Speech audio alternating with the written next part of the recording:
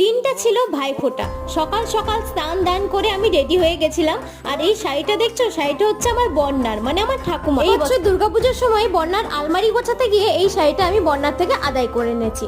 তো যাই হোক, এবছরে ভাইফোঁটাটা ছিল আমার কাছে খুব স্পেশাল, কারণ 4 বছর পর আমি দাদাকে ফোঁটা দিতে পেরেছি। লাস্ট দিয়েছিলাম 2019-এ। ছোটবেলা থেকেই দেখছি এই ভাইফোঁটা নামক জিনিসটা আমাদের লিপিয়ারের মতো 4-5 বছর পরেই আসে, কারণ আমাদের এত বড় গোষ্ঠী। যাই হোক, তোমরা বুঝতেই পারছো। আর ভাইফোঁটার সময় তো দুজনকে উপোস করে থাকতে হয়, তাই দাদা ভাই আমি দুজনেই উপোস করেছিলাম। ভাইফোঁটা দেওয়ার পর আমাদের শুরু হলো খাওয়া দাওয়া। ব্রেকফাস্টে ছিল আমাদের ছোলা ভাটুরা, তারপরে পায়েস, মিষ্টি এসব তো ছিলই। তারপরে বেরোলাম আমি আর দাদা ভাই একটু ঘুরতে। তারপরে বাড়ি ফিরে শুরু হলো লাঞ্চের প্রস্তুতি। লাঞ্চে অনেক রকম মেনু ছিল, 5 রকমের ভাজা, আলু পোস্ত, ফুলকপির তরকারি, মাটন, চাটনি, পায়েস, মিষ্টি, অনেক কিছুই ছিল। ভাইফোঁটা মানেই হলো প্রত্যেকটা বাঙালি বাড়িতে জমিয়ে খাওয়া দাওয়া। এইভাবেই এই বছর আমরা ভাইফোঁটাটাকে সেলিব্রেট করলাম। তোমরা কিভাবে করলে আমাকে জানিও। চলো তাহলে আজকের ভিডিও এই পর্যন্তই, টাটা।